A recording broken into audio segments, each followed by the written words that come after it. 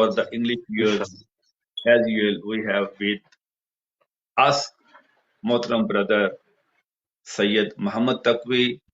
Syed Muhammad Taqvi is a learned boy, brother, and Alawiddin, son of Hujjatul Islam wal Muslimin Ilama Mohtaram Syed Musaddaq Haider Taqvi.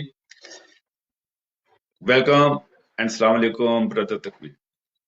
Wa alaikum assalam. Thank you so much.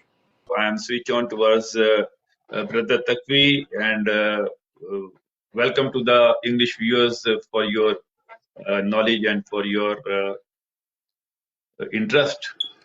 I'm putting a question on to brother Taqvi that how did Imam Ali alayhi salam met Ummul Baneen Fatima bint Hazan? Would you please explain? أعوذ بالله من الشيطان الرجيم. بسم الله الرحمن الرحيم. الحمد لله الذي هدانا لهذا وما كنا لنهتدي لولا أن هدانا الله.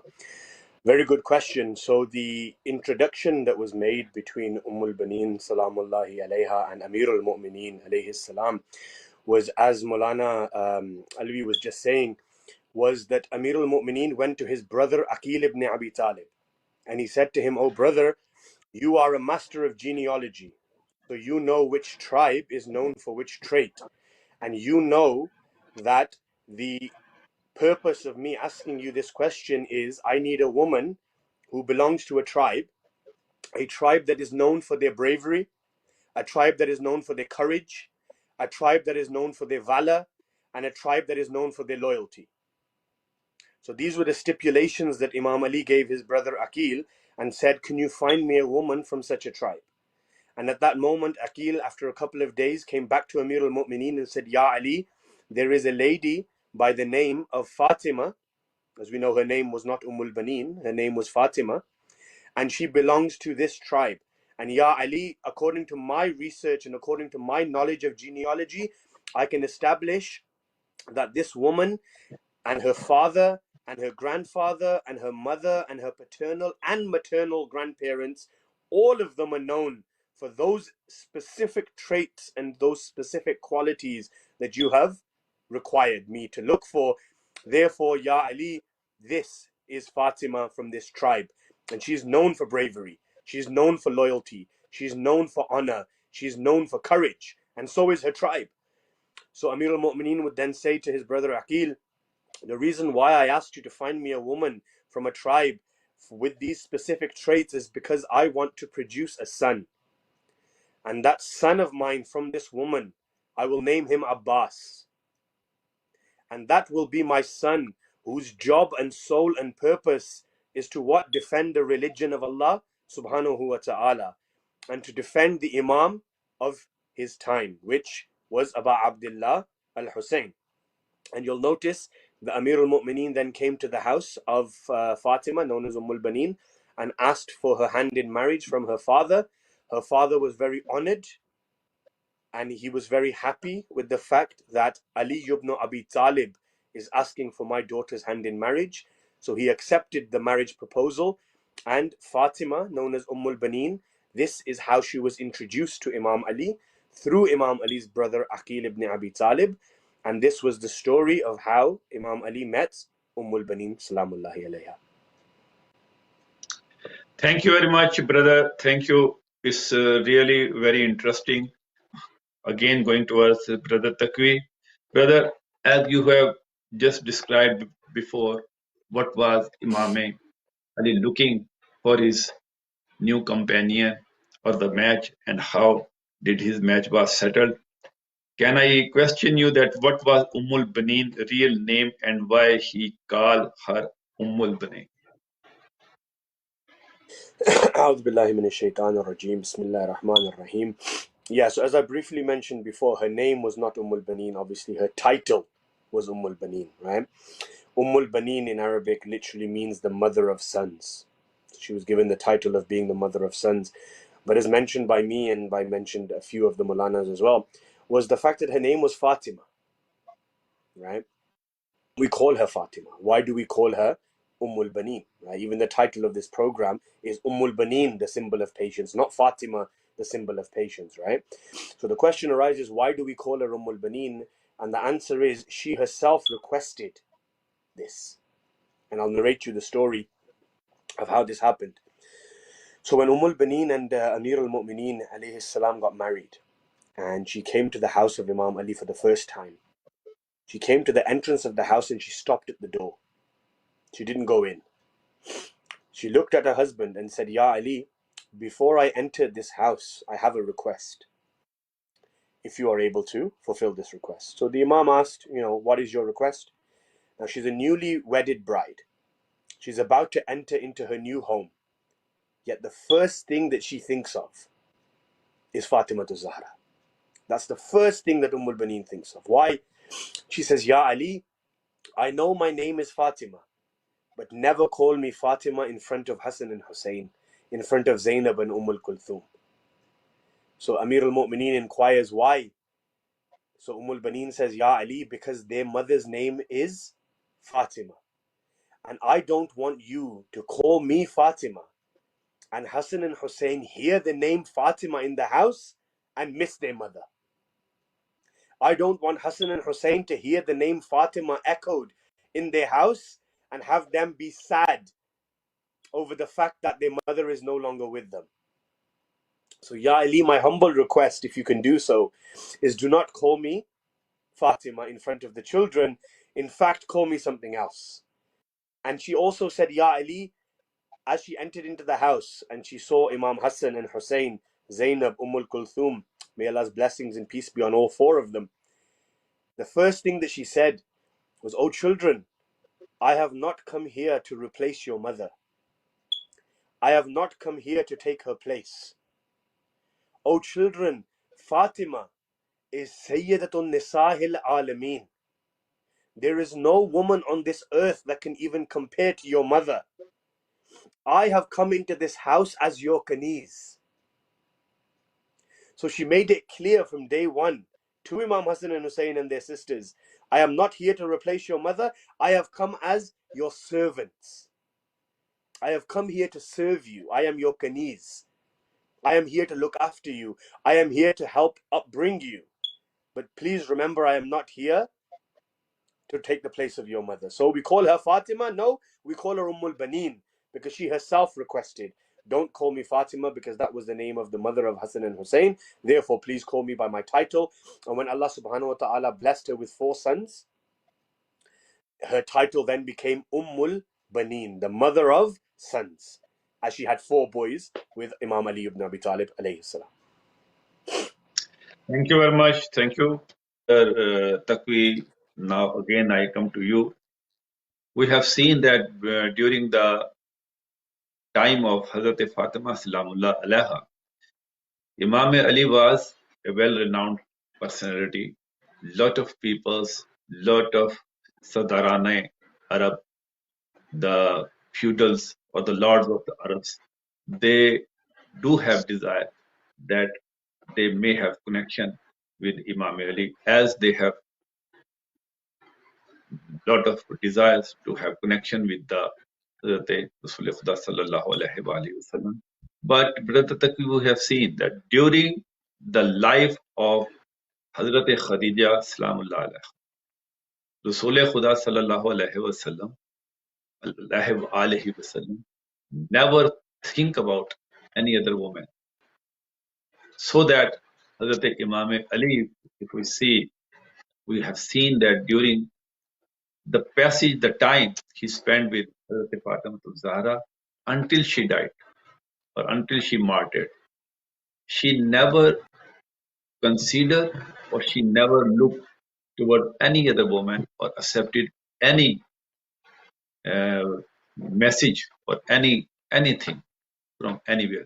But as she was thinking, as she was desiring, and she wanted to, as the Malak Hassan Saab said, as Muhtaram Maratab Saab said. So my question is that why did Imam Ali did not marry or did not brought second wife during Hazrat Hazrat Fatima Zahra in her life? Bismillah ar-Rahman ar-Rahim. So this answer can come in many forms, but one of the main things is we go back to the Quran, right?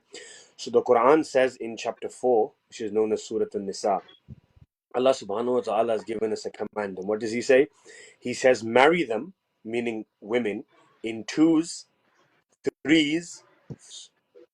You can marry up to 4 women as a Muslim man. But then the verse goes, however, if you cannot do justice between them, then only marry one. So the stipulation here is you can have multiple wives and you can have up to 4. But if you can't do justice between them, then you can only marry one. So I think the gift to your question, Sayyid Shan, is why did Imam Ali not take a second wife whilst being married to Fatima salamullahi alayha? The answer is the fact that Amir al-Mu'mineen loved Fatima to Zahra so much. She was his wife and he loved her to such an extent that if he was to take a second wife, he would not be able to do justice between them. No other woman could be compared or shared with Fatima to Zahra salamullahi alayha. And Allah says, if you can't do justice, you want. So he never even considered a second marriage whilst being married to Fatima to Zahra salamullahi alayha, on the basis that he loved her so much. Something can be applied to the Prophet of Islam, Prophet Muhammad sallallahu alayhi wa alihi wasallam, right? We know that when the Prophet married Khadija salamullahi alayha, can any Muslim show me the Prophet taking a second wife while being married? No. He never took a second wife.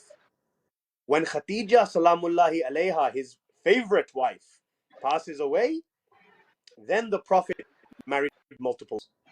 Why? Because at the same time, the Prophet loved Khadija so much, salamullahi alayha. We give the answer that if the Prophet has married more women whilst being married to you, then you're not his favorite. Right? If the Prophet, I think I got cut Yeah. there, so I'm just going to repeat it one more time. I think the live got cut. Muslims ask a question, who is the favorite wife of the Prophet? My response is what? If the Prophet marries more women whilst being married to you, you're not his favorite. But if the Prophet doesn't even consider to marry another woman whilst being married to you, then you are his favorite, meaning Khadija salamullahi alayha. So to sum up, the conclusion to your question, why did Imam Ali not take a second wife whilst being married to Fatima salamullahi alayha? Very simple. He loved Fatima so much, he didn't even consider taking on anybody else because nobody could compare to his wife Fatima salamullahi alayha. Thank you, brother. Thank you very much. Yeah, it is obviously without any doubt, and that the Hazrat Khadija Salamullah alaiha to the Prophet Muhammad Sallallahu Alaihi Wasallam, and then Hazrat Fatima to Zahra Salamullah alaiha to the Imam Ali alayhi Maqam alayhi Salam, the favorite one that the both did not consider even for a single second to brought any other woman in their life, and we have seen that after them there are not one, two, three. Even for Prophet, we heard and we know it that it is not only 7, it is only 9. Some said even up to 13 at a time. The Taqvi, I'm coming towards you as I believe that it would be the last question towards you. So I am merging different questions which I wrote for you. I may you answer me that how many children did Ummul Baneen have and what was the relation Ummul Baneen have with Imam Hussein, special relation, and how did Ummul Baneen raised Hazrat Abbas? And can you give a little bit, but only okay. These three questions are enough for at the time. I know I have only 4 minutes for you. أعوذ بالله من الشيطان الرجيم بسم الله الرحمن الرحيم. Inshallah, I'll try and answer these 3 questions. So the first Thank you. question was, how many children did Ummul Baneen have? So Yeah, in terms of boys, she had 4 boys. yeah. And obviously, you all know their names as well, which was Abbas, Abdullah, Uthman, and Ja'far. These were the 4 sons of Amir al-Mu'mineen from Ummul Baneen. And these 4 boys were raised in such a way that Baneen would say to them, "O my sons, Hassan and Hussein are not your brothers, they are your masters. Never call them Akhi, always call them Sayyidi, Mawlai, call them by their kunniyat, call them Aba Abdullah, Abul Muhammad, Aba Muhammad, call them by their titles, never call them brother." So that was the first thing that she established. The second thing that she said was, "These are the sons of Fatima to Zahra and you are my sons." So there has to be a clear distinction. So from a very young age, Baneen taught her 4 boys that these are your masters, who, whenever they are sitting, or if they are standing, you are sitting. If they ever need something, you get it for them. That's why you see on the day of Ashura, on the month of Muharram in Karbala, what do you see? You see that the 4 sons of Baneen sacrificed themselves for Aba Abdullah, the Imam of their time. All 4 sons of hers, without any shadow of a doubt, without considering their own lives, automatically said, "No, Aba Abdullah is the one. He's the person that we have to defend." You know, Shimr letter and gave it to Abu Fadl al-Abbas and said to him, "Oh Abbas, if you leave Hussein, as in if you leave this battle, don't take our side, just leave, we will grant you and your brothers immunity. We won't kill you." Now, in this situation, you know, people do anything for a paycheck. Imagine somebody saying that we're not going to kill you if you leave. A normal person would leave. But it was the tarbiyat and the upbringing of Baneen that Abul Fadl al-Abbas's response was, "Oh Shimr, how dare you offer me immunity when the son of Zahra doesn't get immunity?" And threw the letter back in his face. So she had 4 sons, all sacrificed in Karbala. Then you asked, how did she raise them? She raised them by distinguishing the fact that these are your masters, not your brothers. And finally, the third question was, what was the relationship between Imam Hussein and Bibi Baneen, Salamullahi alayha? The relationship was such that every day Baneen would come out of her house in Medina and ask, "Is Hussein back?" She would never say, "Is Abbas back?" She would never say, "Is Ja'far back?" She would never say, "Is Abdullah okay?" No. She would always just ask one question: Ain al Hussein? Where is my son Hussein? That's it. No one else. And obviously, to conclude, you know, when Imam Zain al Abidin and Sayyidah Zainab and the Qafila came back to Medina, and Bishr, a poet, would come into Medina and say, "What? Ya Ahle Yathrib ala muqam alaha Hussein fi arde Karbala." Baneen would come out and ask, "Where is Hussein?" So Bishr would say, "A'zam Allahu ajurana wa ajurakum Baneen." Your son Ja'far has died. She says, "I didn't ask you about Ja'far." "Oh, Abdullah has died." She says, "I didn't ask you about Abdullah." "Abbas has died." "I didn't ask you about Abbas." Where is Hussein? Until finally Bishr said, "A'zam Allahu Baneen bimusabina waladika Aba Abdullah." And that was the relationship, that even though her own sons had died, she preferred Imam Hussein over her own sons.